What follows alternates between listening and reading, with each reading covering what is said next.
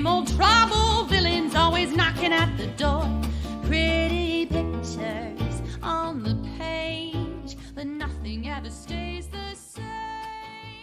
Thank you, Vandello, and welcome once again to Graphically Novel. My name is Josh Wasta, a.k.a. Fallout Fieri, and with me, as always, is the door closing on my lifeline.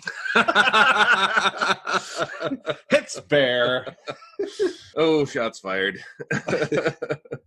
And with us, once again, the lovely and talented, the lady that actually has to do the work to pronounce names, the Baronessa, Miss Jennifer Howland.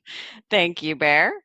And as he mentioned, it's always my distinct pleasure to introduce our guests this season.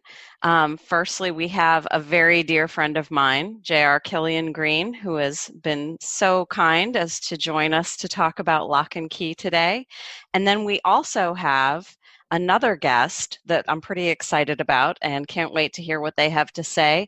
We have CM Alexander and Josh Kahn from Derry Public Radio. Thanks for joining us. Thanks for having us. Woo! Yes, for those who are not familiar with Derry Public Radio, it is, first of all, another Eastern Iowa original. Woo! We love our Eastern Iowa connections. Our band, Vandello, who does our theme music, is down in Iowa City, Coralville, Iowa City area, and Derry Public Radio is in the Quad Cities area, which is fantastic. In fact, I found out about them sitting in a brew pub, where I looked up and there was one of their flyers and I was like, I like Stephen King,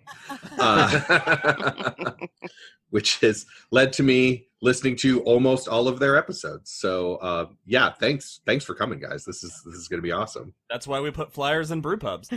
Yeah, it works for me to find guests. And then JR, you, we said this before we started recording, but you are the person that basically chased all of your friends around with copies of Locke Key. I did.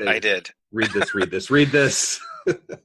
So it was kind of a no-brainer. So Derry Public Radio, people may be asking, why would we have a Stephen King book club podcast on this show? Well, I will tell you why. In case you really wanted Josh to pontificate on something, guess what? You're in luck!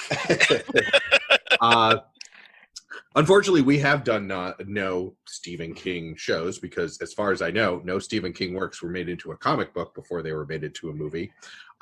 So we have found the loophole, since Joe Hill, who is the author of Locke Key, is in fact Stephen King's son. So that's the way that I found to sneak in one of my favorite podcasts, and CM and Josh were kind enough to say yes. So we will be working on their expertise in the Stephen King field and its similarities to his son's works. So get ready. But this season, before any of that, one of the things that we've added in season 3 is that we have a drink that will go with each of our episodes. How did I forget about that? And for the first time, it's not me introducing the drink. I do know what it is because obviously Jen is far away. Not there, yes. Right, and I'm here. But Jen, what is our drink for Locke Key? Our drink for Locke Key is one of my favorite bourbons. It is Larceny bourbon. And show them the bottle. So yes, for those who can view, the logo for Larceny is a lock and a key. I was going to do a sea breeze, but I'd rather have bourbon. So apologies to our guests for not sending them a bottle. But this might be the best drink that we've done so far this season. If I can just You're welcome. Straight bourbon. Thank you, Jen. Yeah, you can tell that it was Jen that chose this one. You mean I can just have straight bourbon? I don't have to have something funky like a snake bite or... And something that you like, come on. Red wine with ginger-infused rum and Coke? Yeah, no. That one was called a Judge Dredd, and that was in our Judge Dredd episode. It's an actual drink. It's better than it sounds. Arguably. Yeah. The snake bite was for venom, so we did lime juice in whiskey, and then for our Tank Girl episode we had cans of Foster's because it's 90s, it's beer, which Tank Girl likes, and it is the most pop culture Australian beer thing that I could think of. So now that we have our larceny, cheers. Woohoo! We blessed this episode. And so, new guests. Let's start with JR, and then we'll move on to Josh and CM. What is your background with comic books? You haven't been on the show before, so we haven't gotten on the show before from you. How have they influenced your life? How do they influence it today? Where did you get your start at? What was your first one? I didn't start reading comics until I was in my 30s, really. And the first one I read that like sort of got me into comics was Fables. And so I just booked my way through Fables. And the second one was Locke Key. And I think what both of them pointed out to me, because then I went and read Morning Glories and East of West and like all of these like Image comics sort of where I lived. Because I didn't know you could tell stories like this until I was reading them. Like I didn't know that like how amazing a visual and narrative media could be. Like I hadn't done comics, and I was, and one of those people who was like, oh yeah, I mean like Marvel and DC and all these other kinds of things. Not that anything's wrong with that, but I'd never seen this kind of like innovation before. That's what got me into comics. I will say, if I'm going to talk about like the DC world, Constantine is who I went to over there. It's my boy. Otherwise, I just sort of like left. Good man right there.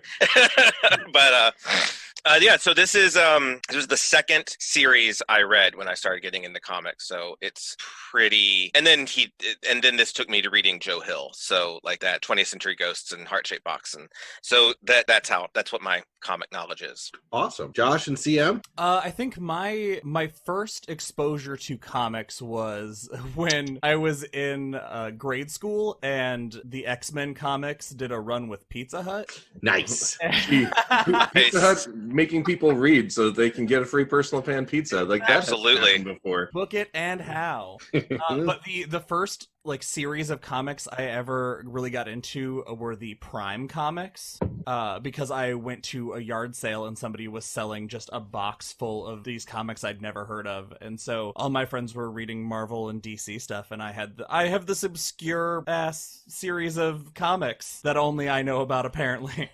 I dated a girl in Los Angeles, and she had gotten into comics in a similar way, but she had somehow inherited the entire run of a superhero called the Ferret. Okay. Yeah, and I had never heard it, and it was as bad as you imagine it is. It was. I met that girlfriend, and things become more and more apparent the more I hear about her. Moving on. So, Josh, do you have any favorites now? Now I'm actually working my way. It's long overdue. Working my way through the Walking Dead graphic novels, because Cool. the show lost me a few seasons ago. But people kept telling me to read the graphic novel, so I started picking it up. And we have a local comic shop down here, Mellow Blue Planet, that I walked in and I was like, "This is what I need." And he's like, "Here. Oh, also I'm running a sale, so all of these are half price." And I was like, "This is the best day of my life." I have been there. I did a day, actually the day that I found the flyer that brought me to you all. If I go to a town, I've done it in Little Rock, I've done it basically everywhere I go. My stepkids were at a Smash Brothers tournament in the Dubuque area, so I just typed in basically like comic book store and like just went there. So that and gaming, like board game stores and things like that. And so yeah, I have been to the store that you mentioned, so feel free to plug away, by the way. CM? I got into comics probably about 10 years ago, and it started with Transmetropolitan. Oh, Nice. Josh, after my own heart. Josh just swooned a little. I did. I've mentioned Transmetropolitan several times on this episode. podcast. Yeah, several times per episode. Yep. I've thought about getting the spider tattoo. Nice. I just love it so much. And then I really got into Planetary and Sandman. So Warren Ellis, Neil Gaiman, just love them. Awesome. Yeah. Very cool. Do you have any favorites currently? No, I got like the really big books of all of those on my shelves, and I reread them then. Mm-hmm. Now I'm just desperate for more. Yeah. Well, we've got plenty of recommendations for you.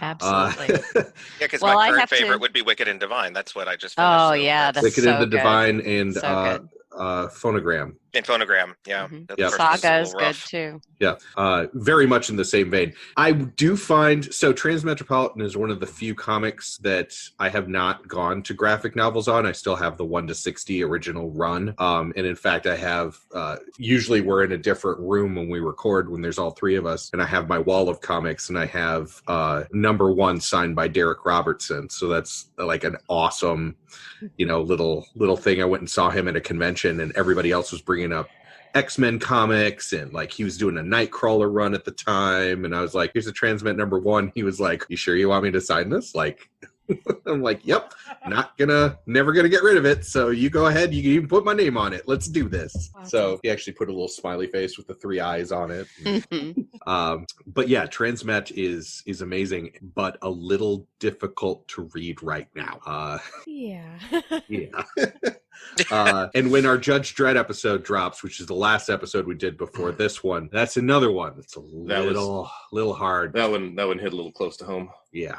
So awesome. Well, welcome everybody, and I'm glad that we can be here to talk about Locke Key. So, first impressions reading it. First of all, of all of us, how many was this the first read, the first time that they had read it? It was my first time. Okay. Not Jen's, I know. Definitely mine. Yep. And I've had it on my shelf. This is another one of those that I've had on my shelf forever and just never picked it up, never actually read it. So it was my first as well. And so this will be an interesting blend since we've all seen the Netflix series. And so it looks like about half of us read the comic before seeing the series, and the other half watched the series before reading the comic. So this will be awesome. So I'm going to spin it back around and go the other way. So CM, what were your impressions going into the comic? I actually did not remember it very well from the first time I read it. I read it when it initially came out, and I was just excited to see what the differences were going to be, because the series, I figured they had changed a lot of things, because things just work better, visually than on paper sometimes. So I was very excited and am kind of eager to pick up the rest of them now. I had borrowed them from someone, so I don't have them anymore. Nice. Josh? Yeah, I was in it almost immediately as soon as I started reading it. It's I really, really enjoyed it. JR? I am with CM, right? CM, am I completely nuts? Yeah. Okay, the second one. All right, I'm with CM. I had vague memories of the first Locke and Key. Somehow I have the 4th trade pretty solidly in my head for some reason because of something that happens in it. Same. But the first one, I was like, yeah, they go here and then they go here and then shrug. Like, I don't remember what's going on. But it was, now I want to go back and reread all of them because I forgot how out the gate amazing it is. Like, it does not take long to ramp up. Bear? Oh, I burned through all of this when we were still during lockdown, like both the comic. I think I had seen probably the first episode or 2 on Netflix before you had told me that we were doing this as an episode and that you already had all the graphic novels. And I was like, okay, well, since I can't see anybody, I think I burned through everything on Netflix in a matter of like a couple of nights after work. And if I remember it, I think we did a mail, like during the middle of lockdown, we did like a mailbox, like Mailbox exchange. Yeah, exchange, like zero contact mailbox exchange, where I picked him up and then like burned through all, 4 or 5 graphic novels in the course of a weekend. Yep. And loved them both. I loved the series, loved the graphic novel. Like, it gave me something to do during lockdown. So, Jen, I was firsthand watching and listening to your reactions, but for the audience, what did you think of the graphic novel? I loved it. And the first time I read it, when JR gave it to me, I remember very not patiently waiting for the next trade to come out. Because it was just so good. It was so good, and I read it in fact, I think the first one that you gave me, JR, I think I read it twice before I gave it back to you because it was just so good, and I'm like, maybe I missed something. No, when's the next one coming out? Yeah, same for me. I mean, this is another one of those that I kind of kicked myself for leaving it up on my shelf for as long as I did. Although I am glad that I started it when it's complete, because this is going to be the one that I keep reading in between reading all the other graphic novels for this show. So this will be my pleasure read until I get to the end. And yeah, because I really love the depth of character that is somehow put into this, like, right away. Like, it's not, a lot of other comics would have done okay, these are two stereotypical siblings. Like, there's the stereotypical older boy in high school, there's stereotypical sister, and then there is stereotypical 6-year-old. Like, boom, you know what they are. You know, we're going to give one weird hair to show you that she's edgy and punky. You know, and by the way, feel free, anybody, to jump in. We are not don't wait for to be called on. Everybody cross talk. But yeah, it's just, I found that I want to read more about these characters, and that doesn't happen in every graphic novel that we go over. In some cases, it's just, I'm interested in the world or the situation. In this, I'm following these kids. The key stuff is kind of secondary. It's an interesting plot for sure, but I want to follow this family. Well, I think for me, yes, I want to follow the family, but the key and the history of the keys and where they came from and what all that, I find that almost as equally interesting. You know, and I just love the way that Joe Hill is just an amazing writer, and the way that I mean, go figure, genes, right? But, you know, just the way he draws you in by first, you know, what we're really hooked in by is the family. But then you start to learn more about the history and more about the keys and more. And it's just, you know, you want to know what's happening with the family, but you're also drawn in to know, you want to know more about the history. What do these things do? Why, you know, why is this happening? Yeah. I just think it's fantastic. I think Joe Hill does the same thing that Stephen King does that I love so much, is that we have a cast of characters who all went through something so dark and so traumatic that unfolds. It's not directly, you know, right out in front of you. But in addition to this one terrible thing they all carry, each one of them has a different, deeper darkness to themselves that really colors how they treat everyone else around them. And so I think that layered level of despair and darkness just grounds these characters so much, and that's why you get so invested. I think to back off, to go off of that, I think the thing that Joe Hill does and that his father does, I've just started reading Stephen King, so I'm not an expert, so apologies.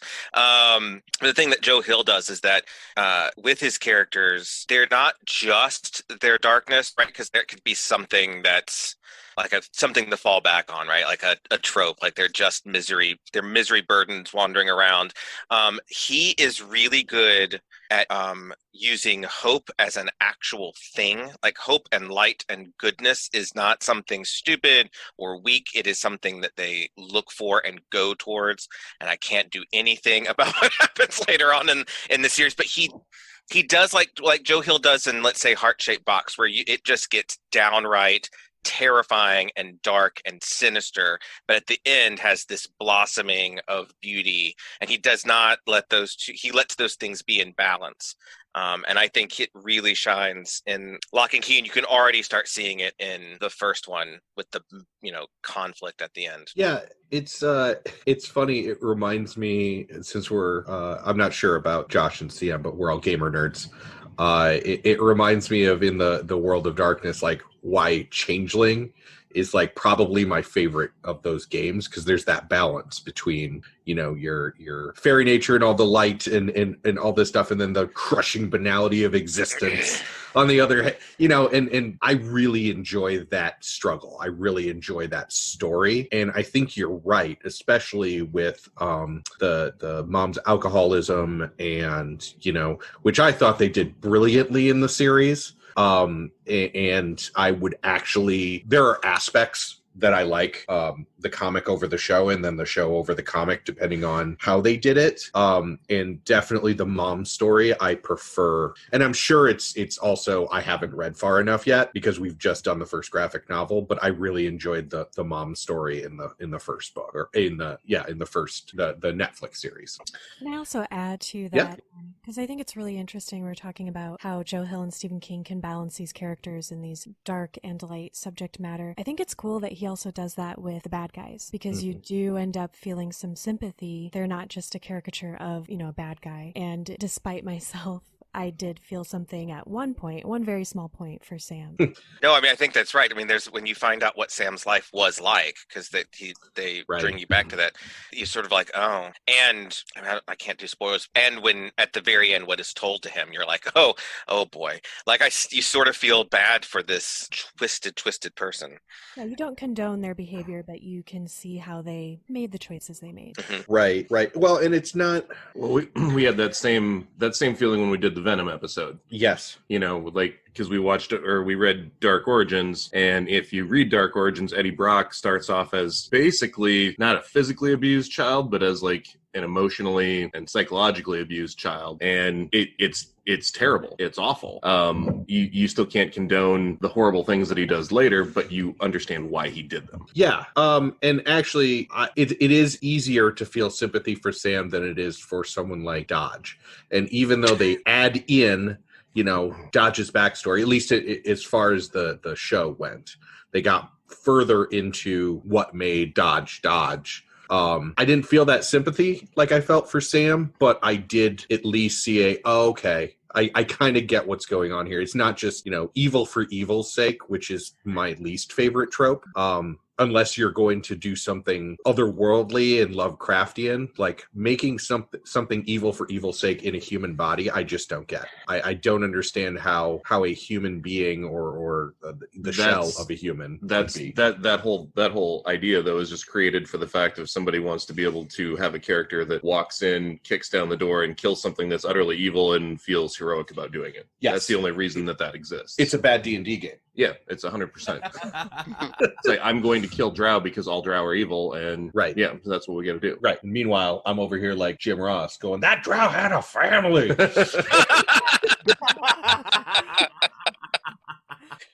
So while we're talking on the subject of the show versus the series, and I will get back to the Stephen King part to lean on our experts a bit. What aspects of I'm not going to ask, do you prefer the show or the graphic novel? Because I don't think I could answer that. But what I can say is, much as I have said, there are aspects that I really enjoyed. So if you could choose one aspect that you preferred the show over the graphic novel, and then vice versa, would you be able to do it with let's give it 45 seconds? Oh, yeah. To ponder it? Sure. I got my answer right now. Well, then go ahead. Go I can for everybody else their seconds. Hands down, it's the head key. Oh, yeah. The way the head key is treated in the show, manifesting as a physical door that means something to them, that they get to go through and see their own personal world, is so much cooler than just peeking over the top of your skull. Yeah, I definitely agree with that. Is there anything from the graphic that you would choose? I feel like I have some problems with the show that I'm sure we'll get time to discuss. But one of those is the Dodge reveal. The Dodge reveal doesn't happen until like episode 8 of a 10-episode arc. In this first issue, we get that from Jump Street almost. And I like knowing my evil. I like knowing the rules for my evil a little bit more. So I like knowing that this menacing thing is out there and it has all these abilities and it's behind all these things. It just seems more nefarious. But, I mean, in the show, she gets out of the well early. Mm-hmm. Yeah. Right? Like super early, like episode 1. Yeah. It was either episode 1 or 2. Yeah, because I remember being like, well, I guess we're going. Off we run. Okie doke. But there was that, I don't know, I think there was a big difference in pacing between the television show and the comic book, but I think they both did it right for their medium, because I believe in the comic book a lot more keys came out more quickly than in the show. Yes. But in the show, we got a hold of some of the major ones first, right, and started using them like boom, boom, boom, like, okay, things are happening. Well, also in the show, there was a lot of keys that you find that it takes an episode or 2 to find out what they go to. This is true, yeah. So you have keys in play, but you don't really know yet where they're going to go or what they're going to do. So it's kind of, it's Chekhov's gun, Chekhov's key. Yeah, because in the show is really rusty in my head. There's been many things that have happened between then and now. I was Many riding a horror train movies. at that. Yeah, many horror movies have happened.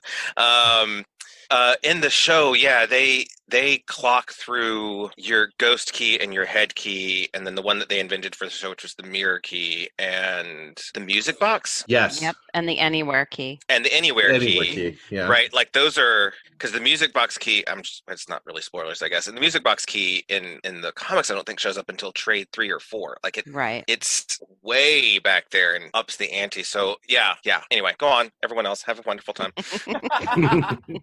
No, I understand what you're saying though, like about the here we go, because the show compared to the books, and it's one of the things that I liked about the show, I guess, coming into it, was it does go to ludicrous speed. Like it skips light speed and goes straight to, and now she's out of the well and now things are happening and oh my God. And and now she's showing up to terrify a 6-year-old boy, and now she's, and how that is done is the anywhere key. But the thing that I preferred in the graphic, that I will allude to a scene but not spoil it, because I'll say what the scene is in the show. Dodge trusts too many people in the show with these items of power.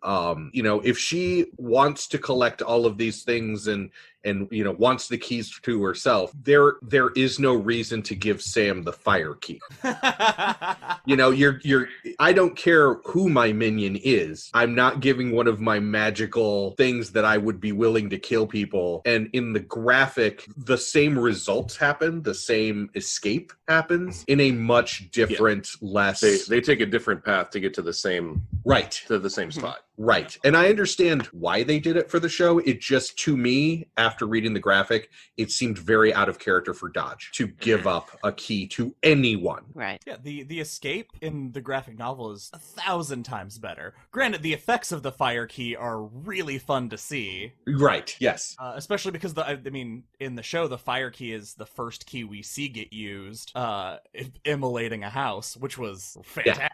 Yeah. And a person. Fun fact.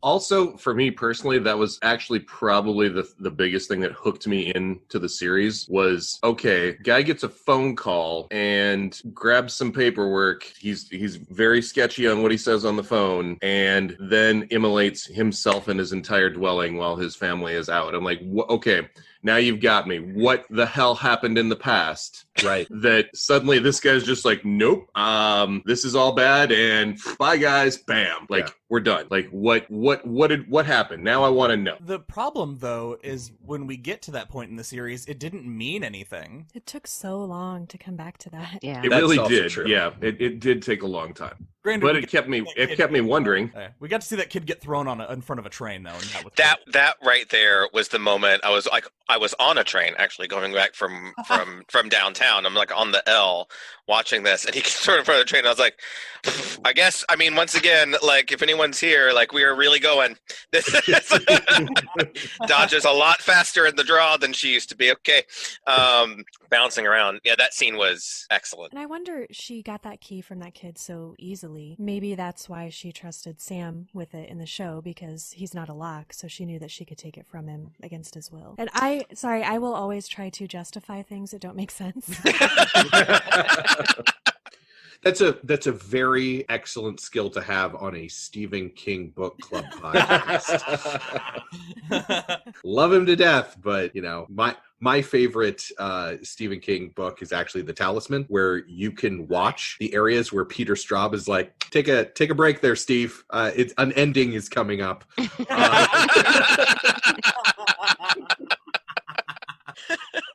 Well, we're currently reading Tommy Knockers right now, so CM's getting a lot of use out of that justification tactic. Oh my god. Yeah, or when you get to the Langoliers. Last week. Yeah. Don't you threaten me with a good time. But the glass, Josh, the glass feels wrong. Oh my god, the miniseries that its claim to fame is that Bronson Pinchot was the best actor on it. I I don't know if I have a this was better in the series and this was better in the graphic novel. I mean, maybe one of the things I think that both do very well, and I really like in the series, is they let the siblings be close and fight, but be very, very tied together. Like there is a clear amount. That's why I also love the Umbrella Academy. There is a clear amount of love that is between these family members, even when they don't quite know how to share it. And in the graphic novel, that comes out in a very very normal narrative manner.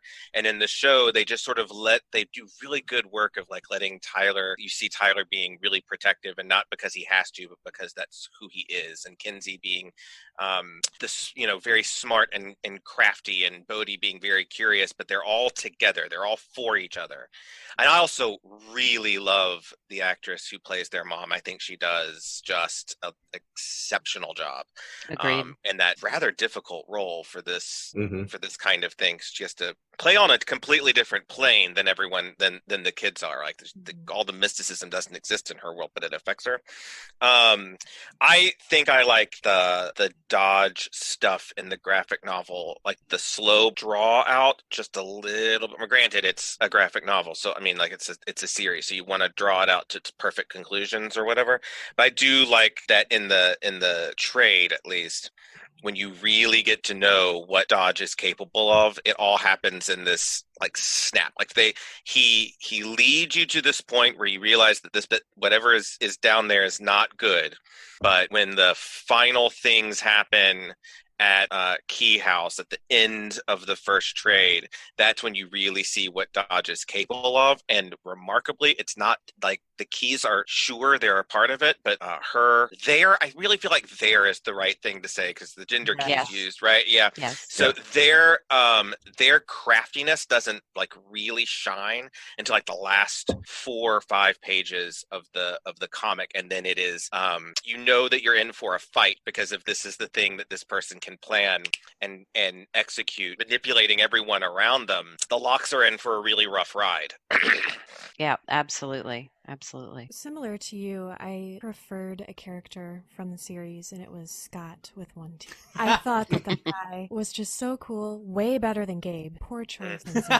I'm sure we'll get to it. But I just liked the Savini group. Obviously I'm a horror fan, and that was really fun to see. And then as far as the novel, I did prefer Kinsey in the graphic novel over her character. I just had one problem with her character, which was the fear monster thing, which was awesome and cool and visually really amazing too. But I felt like they kind of leaned on that as an excuse for her to do just dumb stuff. Like beyond what you would expect her to do, not having that element of herself anymore. Yeah, no, I agree. It's as if I understand what they were trying to do with removing her fear, but that doesn't mean that you stop. It doesn't take your judgment with your fear, and that was the problem. Absolutely, that I had, is that she just doesn't consider anyone else who has fear, or their safety.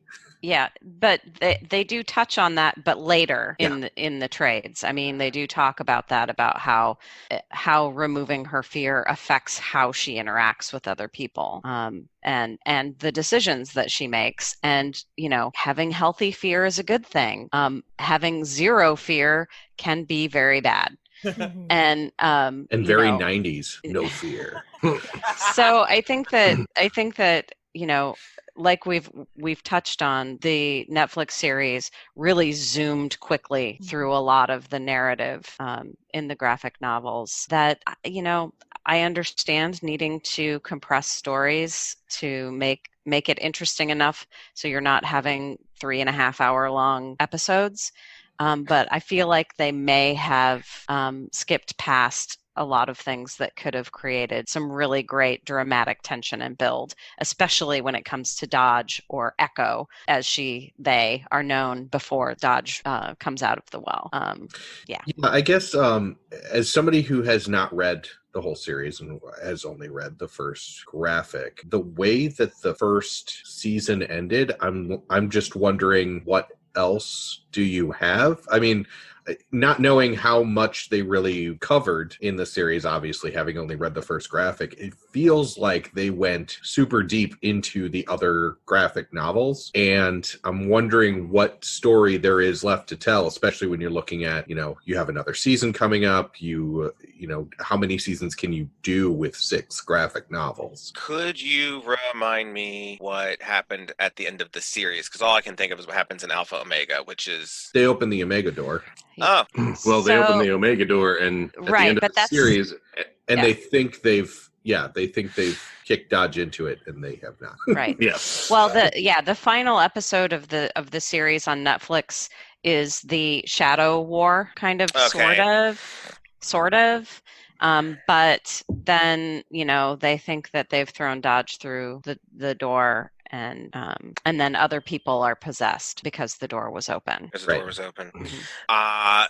Okay. I'll need to go back and rewatch the series and then get in my skull what I remember, just off the top of my head. By the time you made it to the music box episode, I think episode 3 or 4. By the time you make it that far, you have hit plot points of Welcome to Lovecraft and the Shadow War and Head Games and just 1, 3, 4. I was just going, how are you going to? The only thing you've got left is to open up a grandfather clock, and that's going to really basically just do everything else. So where are you going to go with this? I wonder though if that's not just a product of modern TV series. You got to get season 1 out there. You got to see what kind of ratings you're going to get. You got to see if you're going to get a second season. And so you want to kind of start telling plot points, and you want to draw in as many people as you possibly can. I'm kind of wondering if that's not why it seemed like the series was maybe paced much quicker than the graphic novel was. If it didn't have, a Hollywood component to it, this is what we got to get going so that people are super interested so that they come back for it and get us another season. Yeah, probably. I feel like this is going to be a very weird way to phrase this. I feel like this show was not made for Netflix, but it was made for the CW.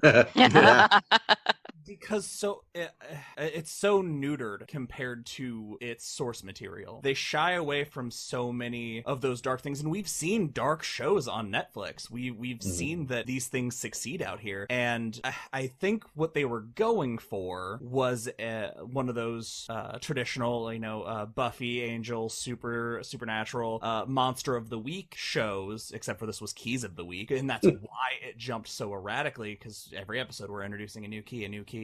And I feel like that took over too much. I feel like we lost what makes that graphic novel so intense and so enthralling because we hit those plot beats with the keys every episode. Yeah, it'll be interesting to see. Oh, keep going. I was just about to say, I feel like there are 2 kind of schools of thought or ways you could do that. There is what Locke Key did, which is just take the material and you're right, just introduce, keep the plot moving. Or as we've done an episode last season, Umbrella Academy, which is, okay, cool, so take this aspect, but now add a lot of backstory, add a lot of character development, beef it up in that way so that the pace is about the same as the comic book is, but we're spending more time on the aspects that may have been missing from the graphic novel. And that's why when we talk about Umbrella Academy, we'll keep reading it, but the show made us care more about the characters. Absolutely. Mm-hmm. Right. JR, what were you going to say? Well, no, I can't remember. That's really what... I'm old now and I don't remember these things. Drink until you remember. Welcome to podcasting. Welcome to podcasting. I agree with that there's a CW aspect. I do wish that they had gone darker on this, but I don't know if they knew what audience they were going to get, because when it got advertised, right, it's based on the graphic novel by Joe Hill / and I don't know if the producers knew how to aim on a more Umbrella Academy edge of things to less, or a dark side of things, when they knew that like all of these different like people were going to come running at them from a lot of different perspectives, and still keep all of us who have read Locke and Key. Let's be real, lots of people have read Locke and Key. Lots of people out there who are watching the Netflix show had never heard of Locke and Key. So, and this is the third attempt, supposed to be a movie. Yeah, there have been other incarnations. I was doing a little bit of research. None of them did very well at all. Or got off the ground, even. Right. They were supposed to be a movie that went nowhere. They filmed a pilot for the Fox version of this, the one that was supposed to be on Fox, and it was excellent. Had a really great cast, had a really great story. Right, you can find it out there, and it's a pretty decent, or at least clips of it. It's a pretty decent version of Locke and Key. Like all the clips are at Key House, and then this one. So I mean, by the time you make it to round 3, I guess they might have been like, we're gonna make this fucking thing successful. God damn it! If it's the last thing on this earth that we do, so we're gonna. So it'd be interesting. This is what I was gonna say. It'd be interesting to see if season 2 doesn't allow them to kick further onto the darker Joe Hill side of things, because they've established who they are, and they don't have to worry as much, and they can sort of go a little bit harder or deeper into some of the aspects instead of skipping their stone.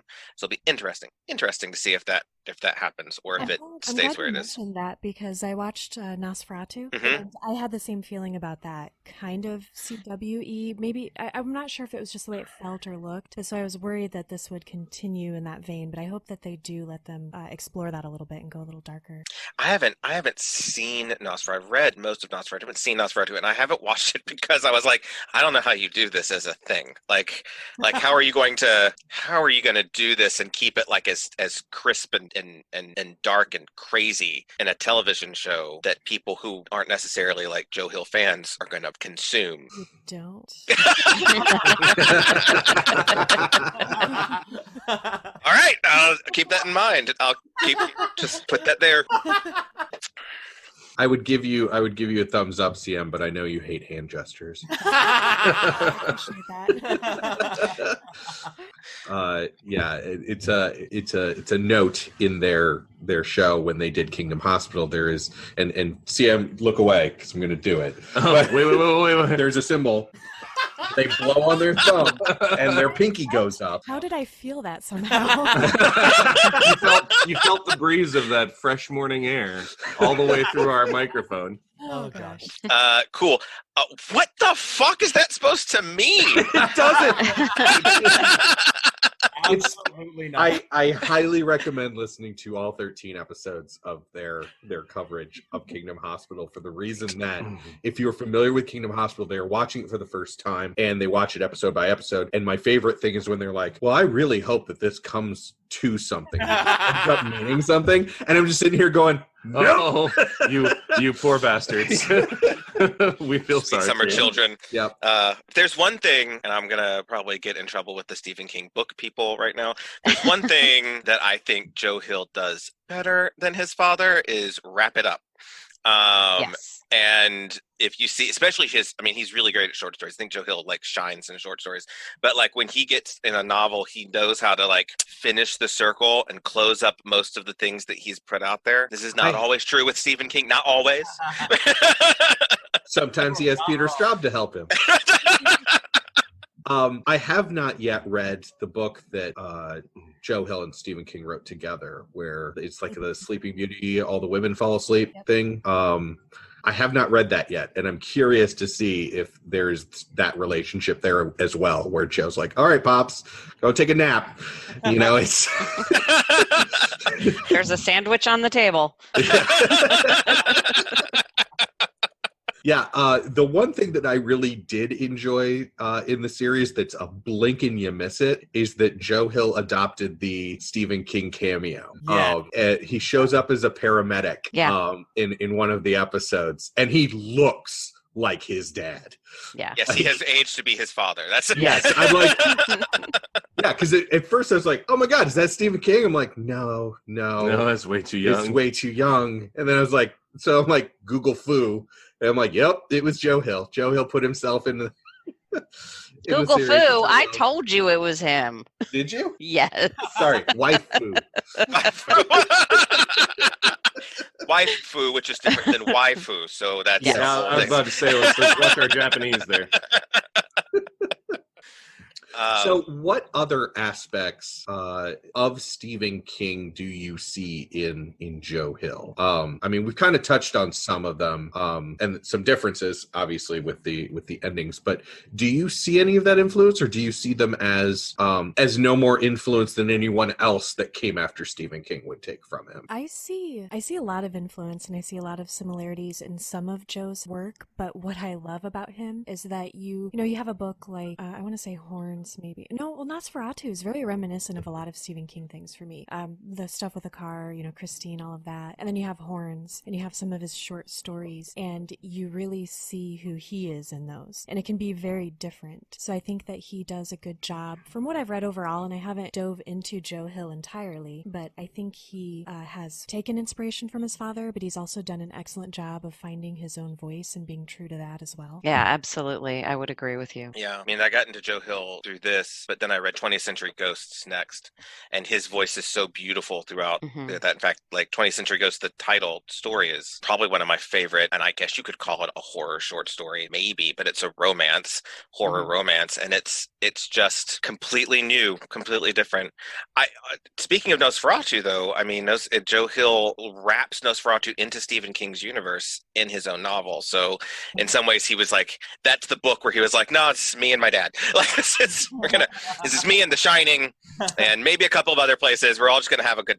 Key House shows up in there, so it was an interesting thing. But yeah, he bold to do that too. Yeah, very bold. He is huge, and I can't imagine the decision that went into deciding to do that. That would have been terrifying for me. Well, and thinking about how much shit his dad got for how much shit Stephen King gets for better or for worse. I mean, justified or not, but in the way that he ties as much as he can into the whole Dark Tower, everything. And, even going so far as to put himself, in the universe, which we could argue on that for days. But I mean, it's one of those things that, like, if you're going to do that, you have to do that knowing that A, people know you're his son, and that B, they see something like, your graphic novel main building showing up in your book. The first thing people will jump on is, okay, well, where does Horns or Heart-Shaped Box or all of this, like, now I got to comb through it and look for clues to where all the worlds interact, like, they have in everything else. That's crazy to me, And the great thing is that Stephen King built his own back door out of any of those scenarios with the Dark Tower. That we've talked on our show a couple times that adaptations from the books to movies, not always the same. Sometimes there's major changes, and because of the lore of the Dark Tower, you can say, oh, this is the same thing. It just happened on a different level of the tower. It was like the massive change with the Pet Sematary remake. Same base story, but things happened a little differently, and that's what you get on different levels of the tower. Should really read those, shouldn't I? Yeah. Oh, absolutely. My ability to justify anything has rubbed off on my Just happened in a different part of the tower. All right, apparently I got to read Dark Tower now, so Yeah, I can. I'm like halfway I through. made it to Blaine. And then I just couldn't anymore. The train killed me. Oh God, that's like right when it starts to ramp up right after that. From after Blaine, it is nonstop crazy. Keep in mind though, I'm 41, so like I spent my time being like, oh, I read The Gunslinger, and then they had Drawing of the Three out at the time, and then I waited 3 years, and then the new book came out, and I was like, oh shit, I should go back and reread those so that I am ready for the next book. And then I did, and then I read the third book, and it ends close to the train, and then there's another like 5-6 years, and then I was like, no, I don't want to do that again. Like, I didn't start reading them until they were all out. Yeah, So, maybe I mean, now that they're all out, I can sit down and. I'm work. halfway through The Gunslinger, and I would like for him to put on his running shoes and get to the fucking point right now. And it's just a struggle. I'm like, I know something's happening, in this eternal desert. In his defense, he doesn't know where he's going. Okay, Right. good. All right, so great. At least From what I understand, JR, of things you enjoy and storylines and such, you will really enjoy Drawing of the Three. Drawing of the Three is an uncomfortable book, but it's a fun book. Because you're not just following one person anymore. You start to get other characters, and they are very, very different. So you can at least find your favorite. The Gunslinger is kind of a blank slate. Roland is not an easy person to be like, oh man, this is like Harry Dresden. I love this shit. I can follow him anywhere.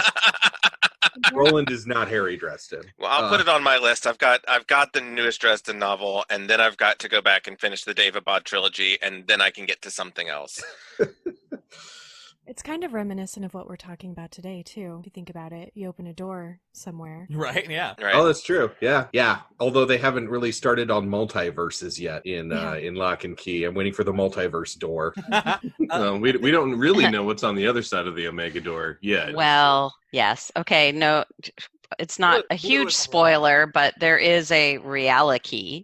Oh my Reality. goodness. Yes. Oh, I love that. Wow. There's also a time key, which will also go Yes. fucking with things in a while. And my But is favorite, there the monkey? Splody key. I'm sorry, what? Splody key. Yeah. That sounds amazing, and I want. I know, right? How many? I mean, trade is issues this- is Lock and Key? Total? I'm sorry? How many issues of Lock and Key are there total? There's 7 trades, I believe. Okay. The last I'm looking for where I put it on the shelf. the last one is actually one issue. So Alpha Omega was one like 50-page issue that just basically came out as a trade. It was a paperback Right. and then came out as a trade. And trade number 4 or 5 takes a break from the story and does like small History. short Yeah. stories about like the Bodhi, like the Locke family in Lovecraft that have clues towards the main story, but sort of is like a short story collection and then goes back. Right. The history of Lock and Key, like the big history of Key House, doesn't show up until trade 6. Clockworks, and then like all of the questions that you have that he has been sprinkling throughout start to be explained and click together because you get to watch them happen. So he doesn't even exposition dump you as much as put you back in these spots so you can watch all this kind of stuff. So I have it's not read any of the what. So it's not like, something like Lost, where they not only painted themselves into a corner, they then built a wall around themselves and died slowly, like the cask of Amontillado. No. No, they don't. I have not read the other. There are 2 spin-off Lock and Key comics. One called Grindhouse and another one. They're like one-shot things that happened in Key House in the 60s when it was abandoned, when no one was there. So all of these different places. Don't remember. Well, then there was World War Key. Oh, this is something apparently I have to read. Yeah, and then there was another series of short stories called The Golden Age. The Golden Age, yep. Yeah. I have not read any of those. Anyway, back to the story Yes. at hand. So, I can't remember in the series. One of my favorite, I don't think this is too much of a spoiler. One of my favorite things in the graphic novel is when Sam is in Randall Locke's office and sees the painting on the wall of the well Mhm. house. Yes. Mhm. And I don't remember if they did that or not. If he In the looked series? if they look through the well house and Dodge is Yes. yes, They and do. writing. she actually talks to him. Yeah. Yeah. Through the painting. Yep. Because that's how he show. first starts to get influenced by her. Right. So this has been an awesome discussion. We are running at an hour at this point. So is there anything that anybody wants to get in? One thing that I wanted to bring up is, man, because I don't want to spoil it in the graphic novel by any means. It's the comparison of the weight that Tyler carries around because of his relationship with Sam prior to Sam murdering his dad is something that in the series it just tears through him, and then you get the reveal when he's able to ask Sam about it. The difference in response that Sam has between the series and the graphic novel alone is enough to make me happy I did both. Yes, and I completely agree, because so in the series, Sam doesn't remember Tyler saying that. In the graphic novel, there's a very different reaction. Mm-hmm. And it's so And sad. yes, and it does go back to that. The graphic novel is a lot darker. And I don't know if I like that in the series. I feel that it was almost a cop-out. Agreed. In the show. Yes, sorry, the show, yeah. I feel like it's kind of a cop-out because, I mean, read the graphic novel, everyone, but you can probably assume that there is, if we're saying there's a different reaction, that instead of nothing, there is a lack of nothing. Or something into nothing. We in the business call that something. Don't you start with your fancy ass podcast terms. But yeah, I did like that a lot more in the graphic because it had stakes. Yeah. It meant something. There was something to it. You know, it almost gave me like an M. Bison in Street Fighter. For you, it was the most important day of your life. And for me, it was a Tuesday. I need that to not have happened, but I'm here for that, I guess. I think I agree as well, and I think one of the things that I love the Tyler of the Netflix series. I think he does a really good job. I think he could have handled this kind of weight, but the Tyler in the graphic novel is just burdened by throughout this entire thing, and you really understand why he feels the way he does and why he's separating himself from everyone and trying to grieve in his own way. And the one in the series who does an excellent job as Tyler, absolutely excellent job as Tyler, doesn't have that to lean on. So I think you're right. I think they shortchanged him with let off the hook. Really good stuff. Yeah. Yeah. I think that they could have given that character a lot more depth in the show if they had even done a little bit of that, sharing that burden of what that character is going through in the graphic novel. I mean, they do build it up in the show, and so it is something that obviously he is carrying around and that he is trying to deal with, but it's the denouement at the end. Like, you know, it comes of nothing in the series, and it feels like, oh, okay, cool, he didn't even remember it, so obviously it didn't influence his actions and we can move on. Right. Yeah. You know, whereas, yeah, in the graphic, he has to keep carrying it, which, you know, may or may not influence his decisions moving forward. We'll see in the graphic. But, you know, when it comes to like the second season of the show, it'll be a Tyler that doesn't have to carry that. You know, it's like almost a resolution of his dad's death. I wonder if the only reason they did it that way is because they didn't know if they were going to get season 2 when they right. It's that whole the Hollywood thing. Yeah. Yeah, where you get stuck and like do I resolve this or do I not resolve? Like, what do I leave? What do I keep? I had this conversation a couple years ago. Actually, it might have been with you, JR, about how more Hollywood producers need to be gamers, because Hollywood producers. That was us. We did that. Yes, that's Hollywood producers seem to be these people that are like this is a perfect example. Like, you can't just leave that character stuck in the ether with that burden. I'm like, you don't understand what I do to my characters on a daily basis. Right? They were made to suffer. I am an OG vampire LARPer, my friends.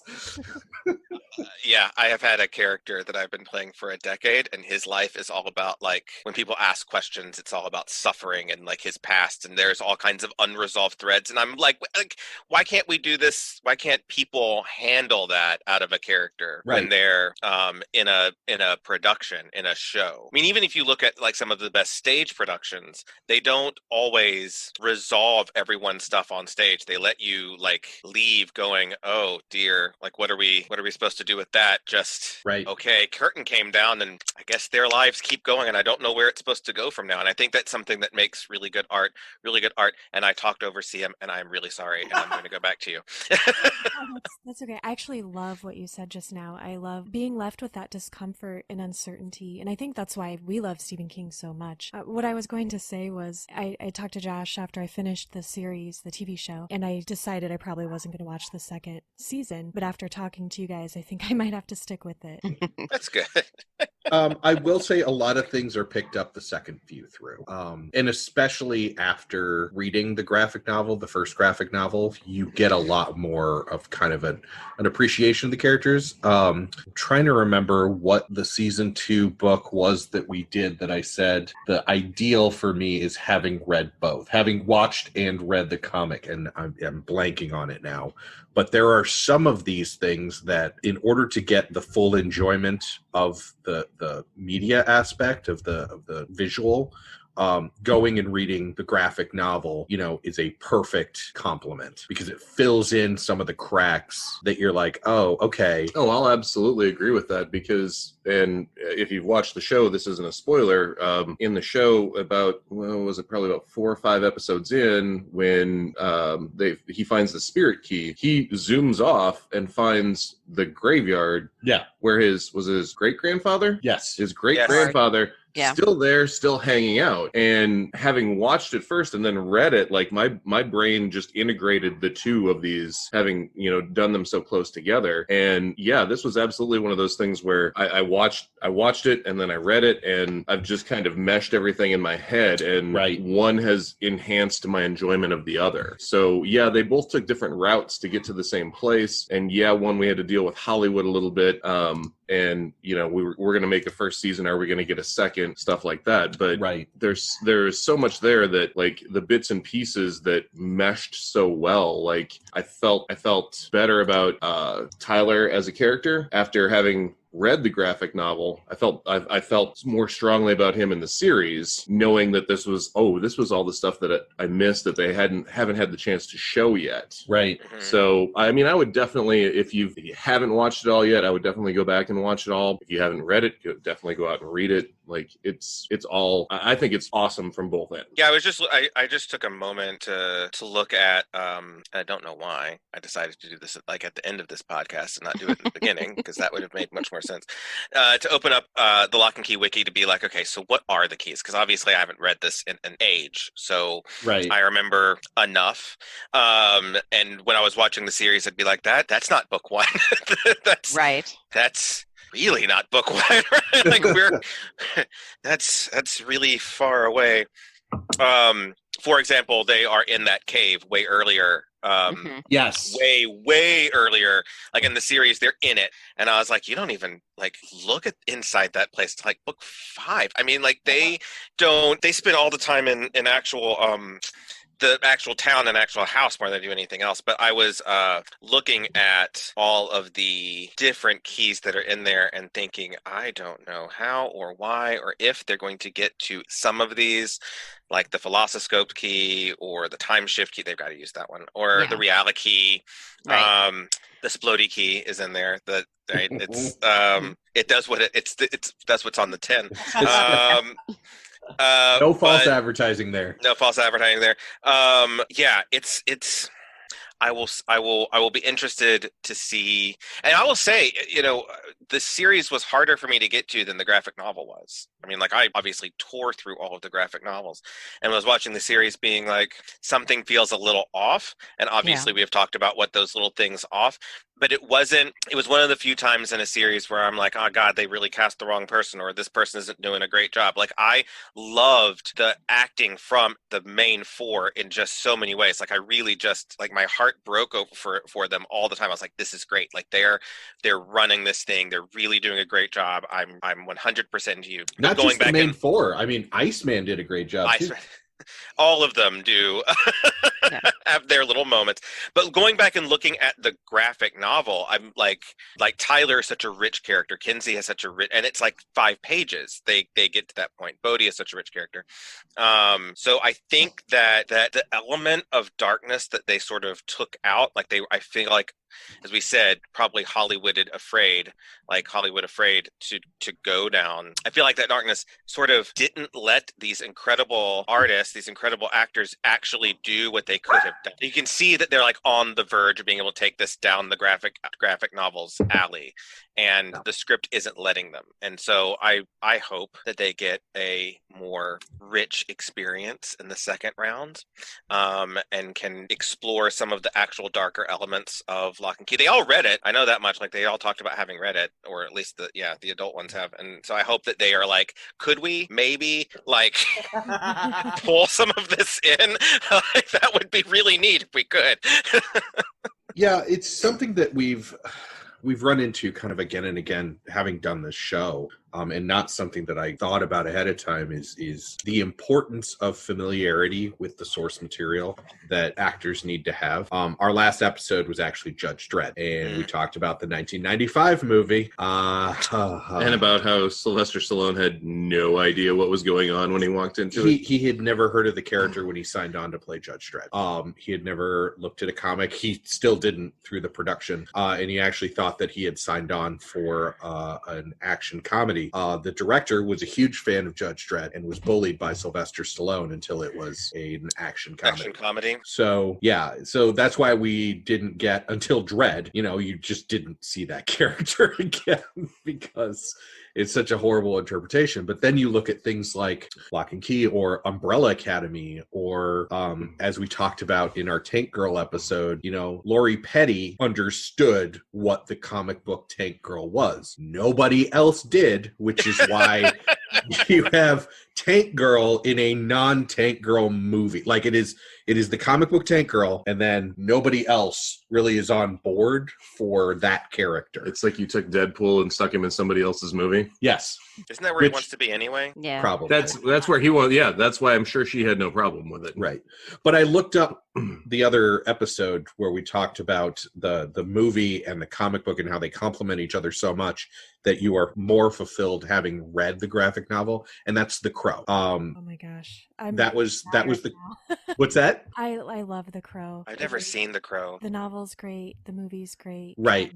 But they are very, very different in their explanation, and their, like, half of the comic is like, is he hallucinating, or are these things actually happening, or is this some sort of symbolism that I'm just not getting? And then, the movie was a pinnacle of the 90s. It is what it is, but it is a visual representation, a media representation, whereas the graphic novel had a lot more freedom. But both are equally important if you want the whole experience for what that character and what that IP is supposed to be. So anyway, what I'm saying, JR, is read the graphic novel and watch the movie. Okay, I'll do that. I have a random question that popped into my head earlier today while I was psyching myself up for the episode. I don't know how nerdy everybody else here is. Was anybody else here reminded when they were reading Locke and Key, or when they were watching Locke and Key, of Fred Saberhagen's Book of Swords? Did this seem like a mini Never read Book of Swords? Me either. Oh, really? Oh, you guys need to read. Oh, okay. Never mind that question then. You guys need to go out and do some unless reading. Somebody else has. I have not. Nope. Put it on the list. It's all right there next to in the ever-growing stack of things to read. Hopefully somebody else out there that's our listeners understands what I'm talking about. And I personally think this is kind of like a mini version of, obviously, Fred Saberhagen's Book of Swords takes place in a post-apocalyptic future. Magic comes back, stuff like that. There's a lot of wonderful magical swords out there. This reminded me a lot of that, only on a more, I don't want to say more CW level, but I'm going to say that just because I watched the series first. That's kind of where I was going with that. So if you were a fan of those, maybe check these out. For the graphic novels, this was, it was a great read. Look into that. If anyone would like to be the one person that understands what Bear's talking about, you can write to us at graphicallynovel@gmail.com. Please, nobody writes me other than when I start talking about Dune, and then I get Schwegler and Jason, and they just post the same memes about voice guns and how I'm awesome. Man, I just really hope that the new movie doesn't have voice guns, so everybody. Hey, it's not going to have voice guns. Trust me. What? The David Lynch movie had voice guns. Okay, Dune, well, that's fine. Sorry, instead of the weirding. We went on a Dune. Sorry, there was a jump there. I'm not sure if you caught it. Listen, it wouldn't be a graphically novel episode unless Dune showed up. Listen, I'm here for 2 reasons. Drinking. All and- things are Dune. All Dune is all things. That's all I know right now. So anybody else with any other going one, going twice? Okay. So You don't count. I'm going to go around for our final question. It's the same question every time. I think I already know the answer for half of the panel, but so I'm going to start over with Josh. Will you keep reading this series? Or keep watching. How about that? Or either or.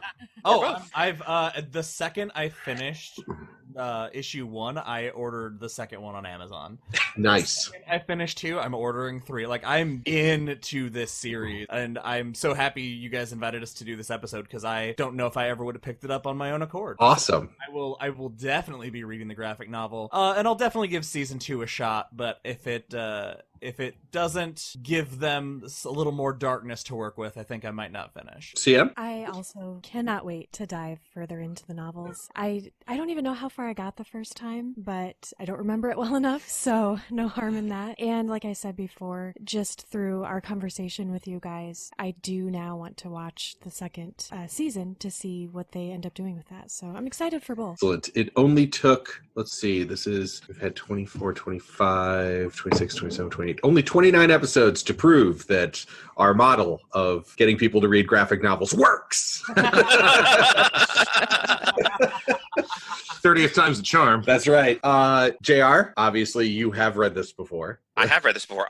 Now I think I'm going to be doing a reread because I got to the end of the first one and was like, oh yeah, I don't remember what happens next. So I have a general overarching arc of where this thing ends up, but I don't quite remember where this thing goes and how we get there. So I definitely want to watch again. I think I will do Locke Key season 2 for no other reason than because I'm like, this is sunk cost fallacy 101, but like I have waited for so goddamn long for this to actually hit screen that I'm going to support it. Damn it.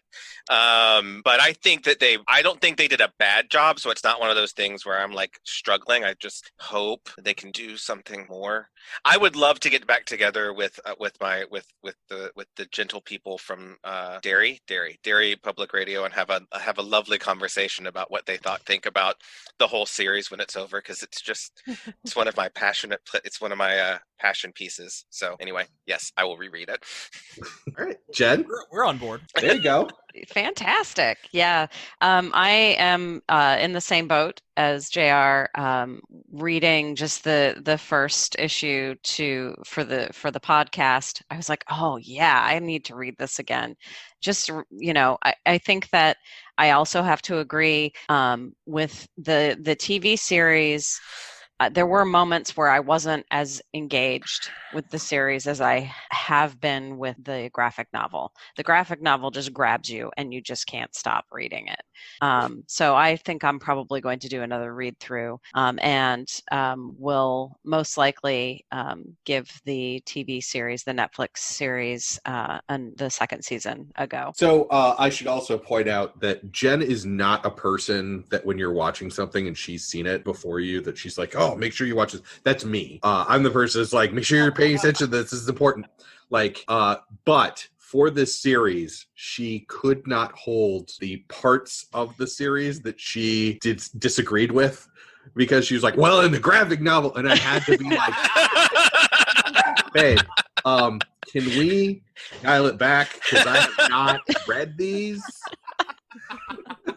But yeah, it's definitely going on the list of shows, much like in 5 days when season 2 of Umbrella Academy drops. Yes. It is definitely. I have feelings. I have very strong feelings about this, and JR, yes, about Umbrella Academy. I have very strong feelings about that as well. I have very strong feelings about Umbrella Academy. Amazing.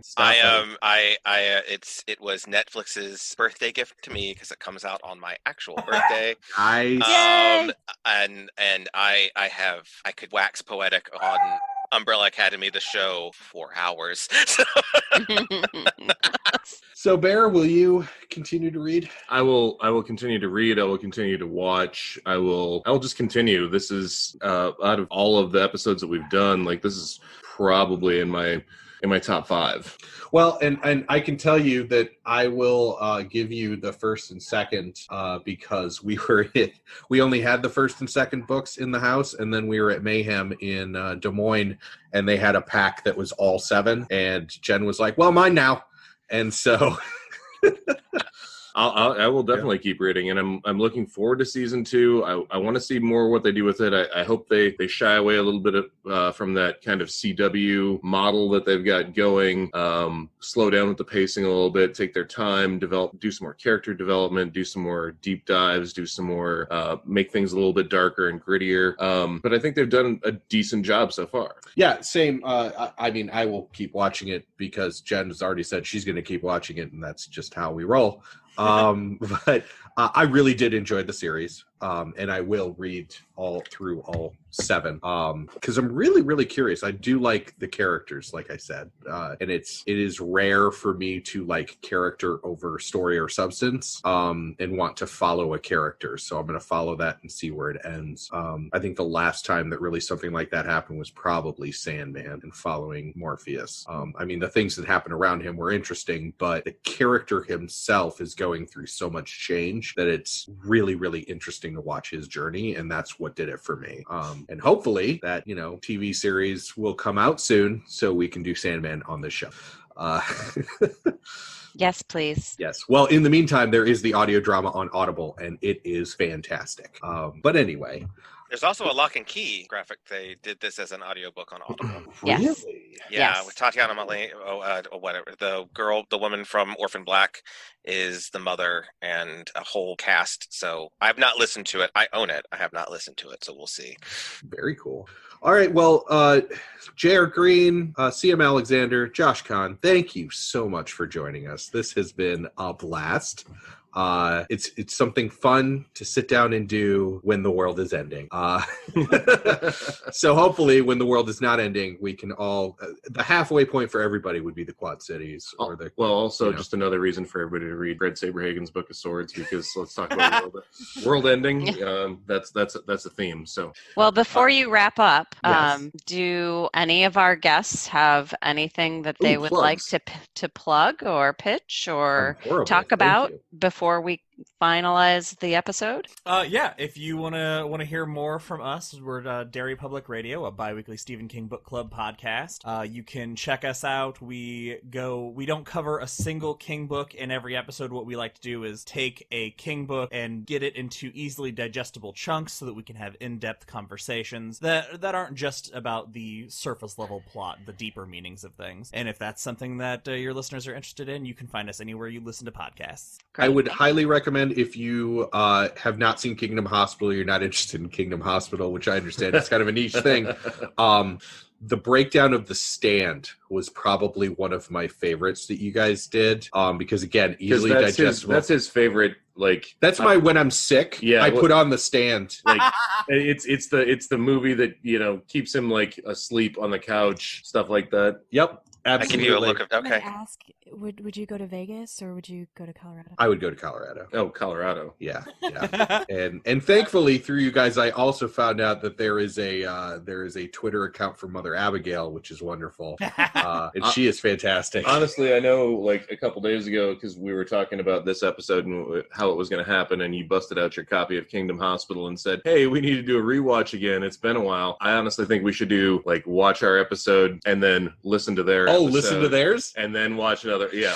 I think that's what we need to do from now on with our rewatches. Nice. Excellent. I'm down. We're going to start that tonight. That's fantastic. Perfect. We were talking about things we're going to do after the show. That's perfect. Right. Yep.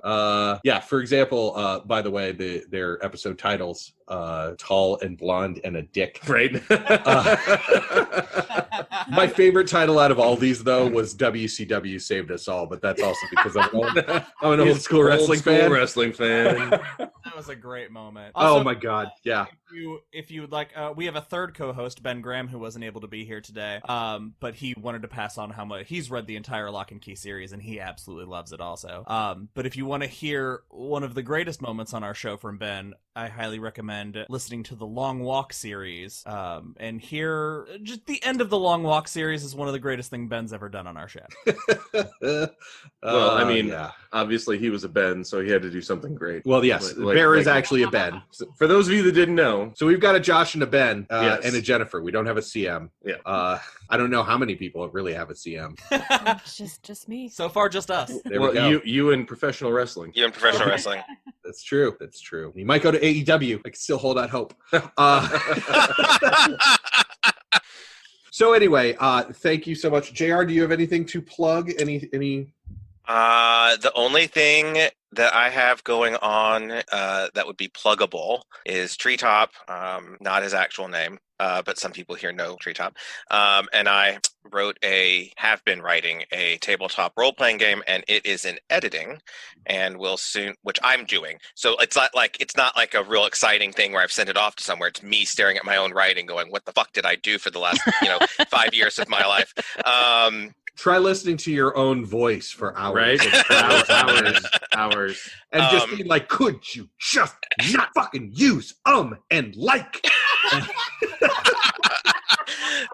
But it's editing, and then it'll go to layout, and then we're going to have it as a pay what you want deal, so that we can get a more eyes on it to tell us where I didn't edit well. I need to put another comma, and they can scream at me, and then we will put it out. So I am actually going to have a book out, hopefully by the end of the year. So if you would like to play the game of Knightsbridge, it will be we're aiming for fall. We said summer. It's never going to be. That's just not happening. So we're in the fall, maybe October. October 6th. We will announce it on our Twitter when it comes out. That's graphically novel without the E in novel, because we apparently ran out of letters in Twitter. So we had to go license plate with it. I'd also like to point out that if you're on Twitter, you're only talking to Josh, because none of the rest of us care enough about Twitter. Well, sometimes I bring you in, but yes, Well, the You'll Facebook tag is me in. mostly you and me. Yeah. So we do have our Facebook. We have Twitter. We still have a Twitch. We have a Twitch, and for the love of God, if we ever start doing videos on that, we better be making some money, because I do not want you people to see me. All right. Well, thank you all so much. This has been Graphically Novel, and we'll end it like we always do and take it away, Vandello.